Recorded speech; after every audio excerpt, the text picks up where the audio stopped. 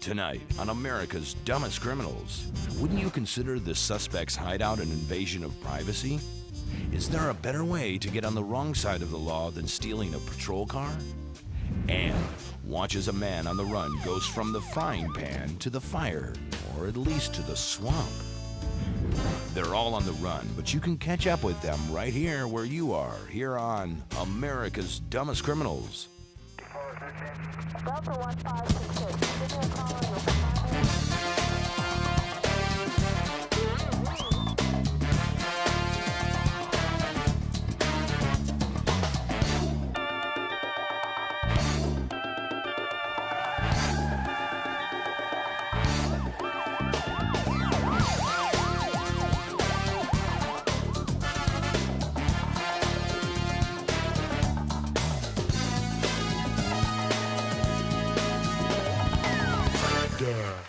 Now, welcome your hosts for ADC, Daniel Butler and Debbie Allen.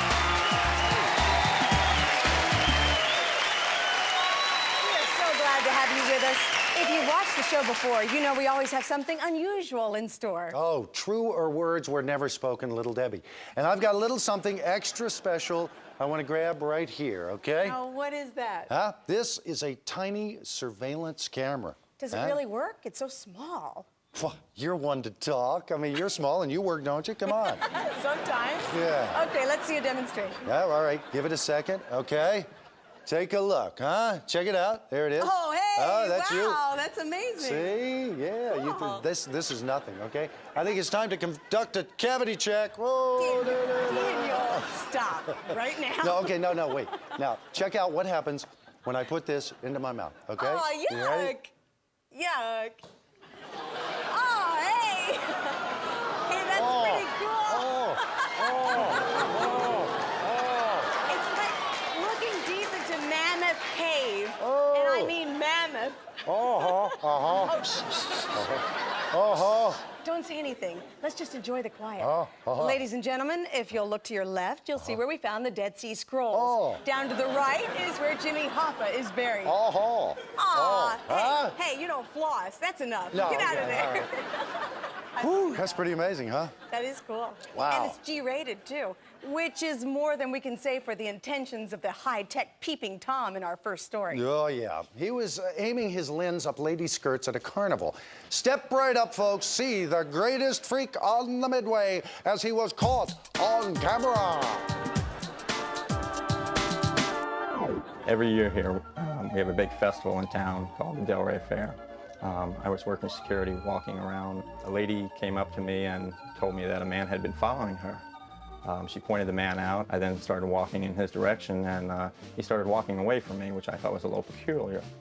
I caught up to him about a block away and started talking to him, and I noticed that he had like a suitcase on his side, and later found out that it was a video camera, and he had a wire ran down his leg and a camera in his shoe. And what he was doing is walking up behind ladies with dresses on and standing right behind them and following them around. I arrested him, seized the camera, seized all the camera equipment. His attorney called up wanting to know if he could have the camera back. We seized the camera and we took the camera as part of his agreement. He was found guilty of disorderly conduct and videotaping people without their knowledge.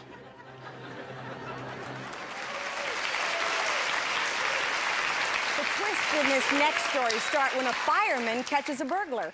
He was really put out here. Oh, that's bad. When the smoke clears, we're going to have some great material for the feature we call Something to Remember Me By.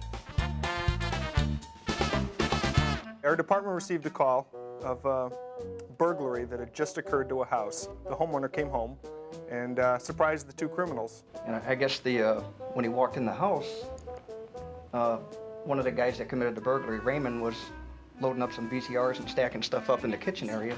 He turns around and notices the guy, the volunteer fireman with the logo, and thinks he's a policeman. And he said something to the effect of, I'm sorry, officer, I must have got the wrong house. I was looking for a friend. And with that, the fireman acted on that and decided to act like a policeman and ordered him down on the ground.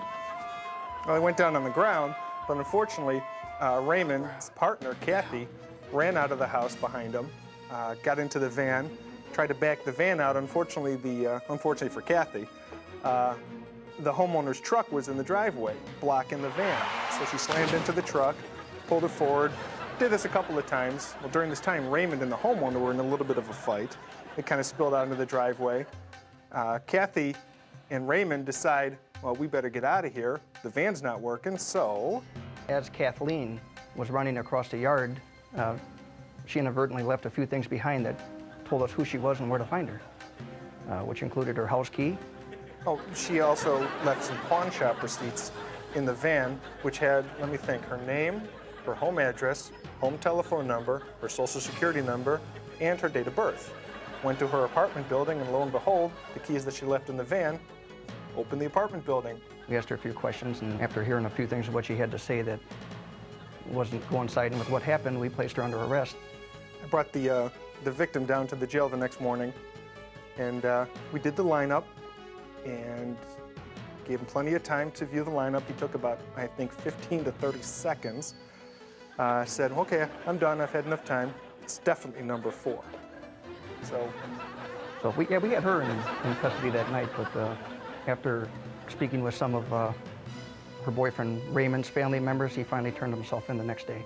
Yeah, he knew the jig was up. He knew he wasn't going anywhere. He wasn't going anywhere. After a couple years in detectives, that's still our favorite caper.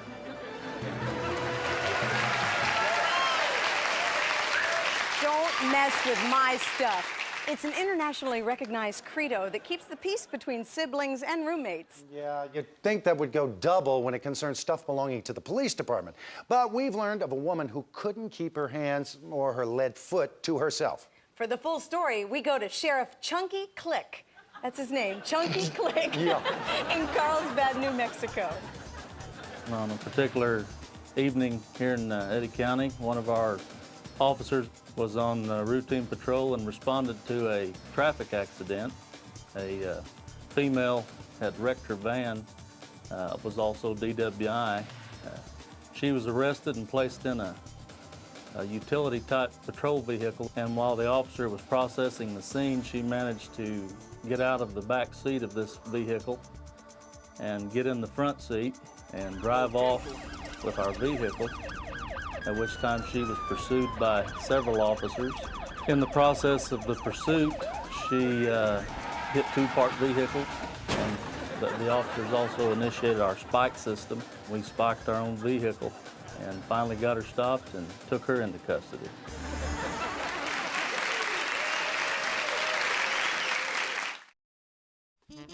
In Delaware, it's illegal to fly over any body of water without sufficient supplies of food and drink. In our next story, the suspect definitely had a sufficient supply of drink, but he was a little short in the food department, so he took matters into his own hands. What I really mean is that he picked up a rock. What happened next? He threw his hat into the ring for America's dumbest excuses. The incident occurred right here on Atlantic Beach Causeway. A drunk ends up on one of our motels, gets the motel manager to the door, asks him for a hacksaw. Of course, the motel manager doesn't know or doesn't care what he wants and gets him out of there. So the motel manager, thinking this is suspicious anyway for the guy to be in the early morning hours asking for a hacksaw when everything's closed, calls us. The officer responds, goes down there, and hears a loud banging noise coming from a bar and a restaurant right next door. The officer goes around there, calls for a backup. As they arrive, they cover the breezeway to the side entrance of the restaurant. I heard somebody mumbling to herself. Darn, I wish I'd gotten this hacksaw. I went and looked around the edge of the door, and there he stood, looking at her, staring back at me. With this large rock in his hand that he had been beating the frame of the door in. Of course, at that point, they place him under arrest. As the officers are talking amongst themselves, one says to the other one, I think they were he's probably just going to get some more beer from the bar. The drunk speaks up and says, no, I wasn't. I was going in there to fix a sandwich. I didn't want that beer. That's for me to know and you to prove. And then, rather quiet ride the rest of the way back to the jail.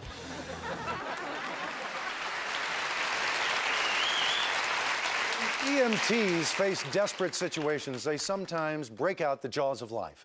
But when this suspect tries to elude police, he encounters a very different set of jaws. For this blue light special, let's go to Slidell, Louisiana, and make it snappy. There was a little old lady that was getting some French fries at McDonald's one night. While she was sitting in the drive-through window, a male came up, pointed a gun out, and wanted her car. So she jumps out. He takes the car and takes off through the drive-through window. We chased the vehicle down. We got him cornered, and he bails out of the car and runs to a dark wooded area where he thinks he's going into a wooded area to get away from the police. Well, needless to say, he falls into a bayou, right into the middle of a mother alligator where she had just given birth to her young. And he couldn't wait to be arrested. He jumped out of the water and back to the bank. I mean, he wasn't even wet. He came out of there so fast. And he had his hands behind him, ready to be arrested. You probably think that WWF stands for World Wrestling Federation, but in this next story, it stands for Wrinkly White Females. Fighters to your corners for the Battle of the Tough Old Birds. I come up, and there's this real old lady, and she's frail, and she's rubbing her hand like this. And I get out of the car, and I look at her, what she's rubbing. Notice there's blood all over her hand. I said, "What's wrong with you, sweetheart?" And she says, "My sister, I reached for the last piece of chicken, and she stabbed me right there." All of a sudden, my chest got real big, and I said, okay, this must be a real young sister. I'll go over there and knock on the door real hard. To my surprise, it ended up being an older sister. And when she opened up the door, her eye was completely swollen shut. What happened to you? Officer, we was eating chicken, and I told her not to take my last piece of chicken, and she did it anyway, so I accidentally stabbed her hand with a fork. And she hit me in the forehead with a frying pan the chicken was sitting in. Come to find out, they had both been drinking all day long, and I couldn't figure out what to do, so I finally found a great nephew that would get off his job to come and look after him. Let's go. No. Come on, girls. You want me to arrest a 90-year-old lady? I don't think so.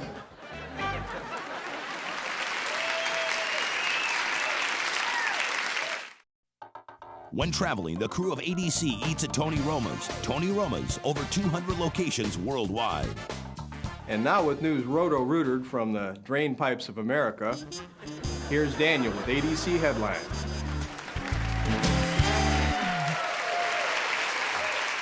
Only a case of claustrophobia could have made things worse for a bank robber in Niceville, Florida.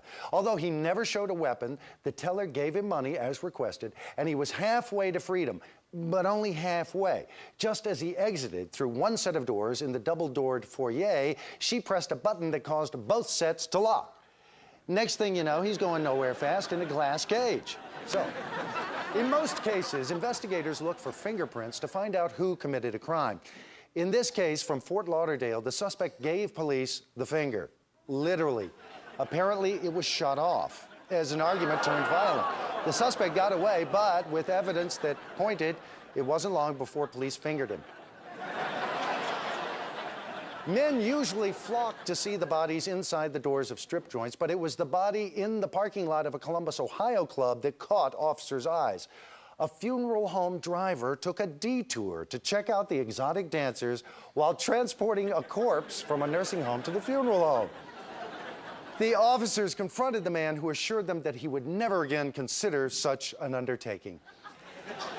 And that closes the file on ADC Headlines. News ripped from somewhere near the back of your local newspaper. Oh, tiny one. It's a form of illness not normally found in the general populace, but often runs rampant in the criminal world. The malady? Selective amnesia. For one of the most unforgettably foolish cases we've ever seen, let's check out our special delivery. 2 people were involved in a wreck, and I got out there to write up the accident report, and I ended up giving one of the guys the ticket. He signed the ticket, and then he asked for it back. And curious, I gave it back to him to see what he was going to do with it. He crossed out the name he had signed, which later turned out to be his own. crossed it out like 2 or 3 lines over it, and then signed what later turned out to be his brother's name. Not thinking I would notice 2 different names there crossed out on the ticket. He also went to jail.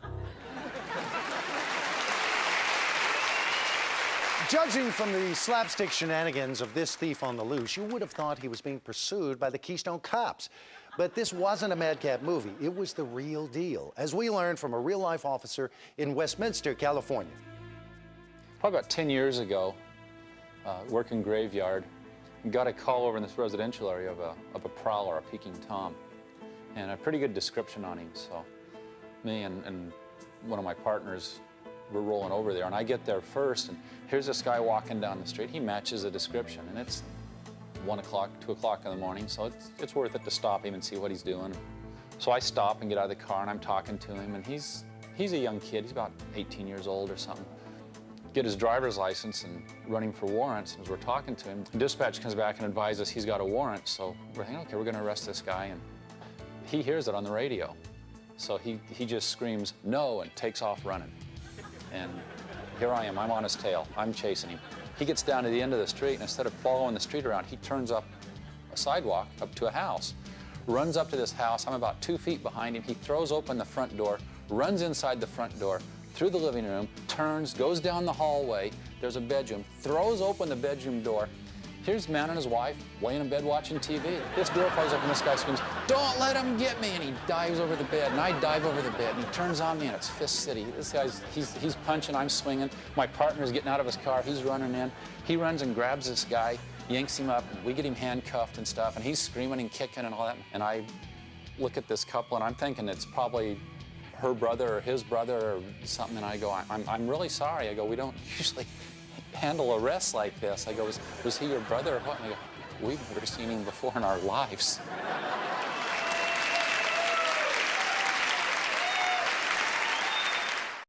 In Pennsylvania, it's illegal to discharge a gun, cannon, revolver, or other explosive weapon at a wedding.